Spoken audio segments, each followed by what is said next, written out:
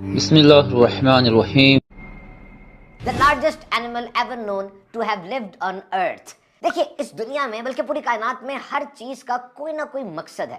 چاہے یہاں دور 147.84 ملین مائلز دور چمکتا سورج ہو، یا دنیا کا جو سب سے گہرا مقام ہے ماریانا ٹرنچ 2550 کلومیٹر گہرا، وہاں کوئی جانور تیر رہا ہو، ہر ایک کا کوئی نہ کوئی مقصد ہے. Every creation is having a purpose. اب اس بلو ویل کو دیکھیے، اس کا وزن 1,36,000 کلو گرام ہوتا ہے، یعنی 30 ہاتھیوں کے برابر. اس کی تو زبان ایک ہاتھی کے وزن کے برابر ہوتی ہے، اور جب اس کا بچہ پیدا ہوتا ہے تو روزانہ وہ بچہ 90 کلو گرام ویٹ وہ گین کر رہا ہوتا ہے. بلو ویل کی لمبائی 100 فٹ تک ہو سکتی ہے، اور اس کی جو عمر ہے وہ 80 سال یا 90 سال ہوتی ہے. بلو ویل کی عمر کا اندازہ سائنسدان کیسے لگاتے ہیں؟ آپ نے دیکھا ہوگا جو درخت ہے ان کی عمر کا اندازہ کیسے لگتا ہے کہ ان کے اندر رنگز ہوتے ہیں، اس کے تنے میں اس رنگز کی گنتی کی جاتی ہے اور ایک رنگ 1 سال کی نشاندہی کرتا ہے. اسی طرح بلو ویل کے کان میں ویکس جمتی ہے، جس طرح انسان کے کان میں بھی ویکس ہوتی ہے، اور ہر 6 ماہ کے بعد اس ویکس کی ایک نئی تہ آ جاتی ہے اور ان تہوں کو گنا جاتا ہے، اور یوں بلو ویل کی عمر کا اندازہ لگایا جاتا ہے. اور اس کے کتنے فوائد ہیں پورے ایکو سسٹم کو کہ جب تک یہ زندہ ہے it sequesters a huge amount of carbon from the environment and is responsible for the health of the ocean.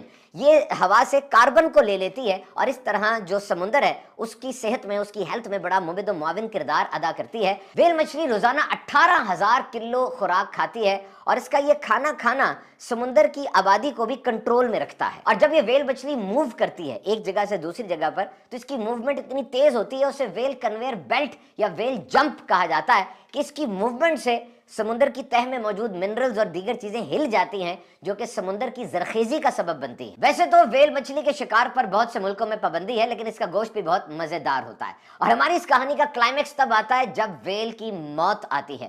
Science کہتی ہے کہ جب اس کی موت آتی ہے تو یہ اپنے نیسٹ سے، اپنے گھر سے بہت دور تیر کے چلی جاتی ہے، اور وہاں جا کر پھر ایک آخری ڈائیو لیتی ہے جسے ویل فال کہا جاتا ہے، اور سمندر کی گہرائیوں میں جا کے یہ کلیپس کر جاتی ہے اور مر جاتی ہے.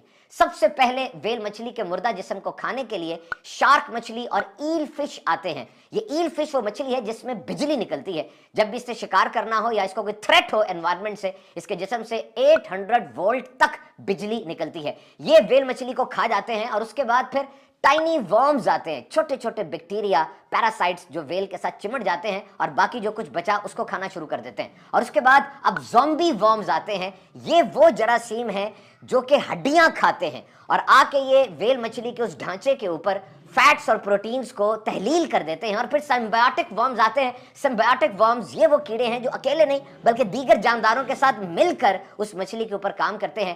سارا ڈھانچہ ویل مچھلی کا میلٹ ہو کر سمندر کی تہ میں چلا جاتا ہے، جو کہ سمندر کی زرخیزی کا سبب بنتا ہے. اور یہ سارا عمل جو میں نے آپ کو بتایا موت کے بعد کا، یہ 100 سال میں تقریباً مکمل ہوتا ہے. غور کیجئے، ویل مچھلی مر گئی لیکن کتنوں کو کھانا دے گئی، کتنوں کو زندگی دے گئی. یعنی ایک اندازے کے مطابق 100 سپیشیز 100 سپیشیز 100 جانوروں کی نسلیں اور تقریباً 15,000 مختلف قسم کے جانور صرف اس ڈھانچے سے اپنی خوراک حاصل کرتے رہے. تو خدائی شاہکار ہے. and it proves that every detail of nature is having a purpose. یعنی اس کائنات کا ایک ایک ذرہ، اس کے اندر کتنی حکمتیں پوشیدہ ہیں. تو اے غافل انسان، تو بھی جاگ جا اور سمجھنے کی کوشش کر کہ دنیا میں تقریباً 85 لاکھ مختلف قسم کے جو جانور ہیں، اور 4 لاکھ سے زیادہ پلانٹس کی، پودوں کی جو سپیشیز ہیں، یہ سب کی سب در حقیقت تجھے سرو کرنے کے لیے ہیں، تیری خدمت کرنے کے لیے ہیں. سورج اپنی روشنی سے خود فائدہ نہیں اٹھاتا، درخت بھی اپنا پھل خود نہیں کھاتے، سمندر بھی اپنا پانی خود نہیں پیتا. یہ سب کے سب انسان کو سرو کرنے کے لیے ہیں. تو اے انسان یہ تو سوچ کہ آخر تیری تخلیق کا مقصد کیا ہے. خالق کائنات نے فرمایا، اور میں نے جن اور انسان اس لیے بنائے کہ میری عبادت کریں. نماز، روزہ، حج، زکوٰۃ، یہ تو بنیادی پلرز ہیں، ستون ہیں. اس کے علاوہ جو بھی کام ہم نے کرنے ہیں، کمپیوٹر والے نے لیپ ٹاپ کے پیچھے بیٹھنا ہے، انجینئر نے پروجیکٹ پہ کام کرنا ہے، ڈاکٹر نے نسخہ لکھنا ہے، صحافی صحافت کریں گے، وکیل وکالت کریں گے. جس قسم کا جو بھی کام آپ کر رہے ہیں، اس انداز سے کرنا ہے کہ اللہ راضی ہو جائے. اسلام کے اصولوں کو سمجھ کر ان باؤنڈریز کا خیال رکھتے ہوئے، حد درجہ خیال رکھتے ہوئے اس کام کو پرفارم کرنا ہے. تو تاجر لین دین کرے یا پھر گھر دار خاتون وہ برتن دھوئے، اس مقصد کو ضرور یاد رکھے کہ میں اس دنیا میں آیا تو اس لیے آیا کہ میں اپنے اللہ کو راضی کروں، اپنے اللہ کی عبادت کروں. اللہ تعالیٰ ہمیں اپنا مقصد پہچان لینے کی توفیق عطا فرمائے. ویورز، آپ دینی مسائل کے متعلق سوالات کر سکتے ہیں.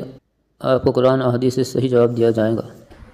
ویورز، سنی اسلامک فیکٹ چینل کو لائک شیئر اور سبسکرائب کیجیے اور بیل بٹن کو ضرور دبائیں تاکہ آپ کو ہمارے سبھی ویڈیوز ملتے رہے۔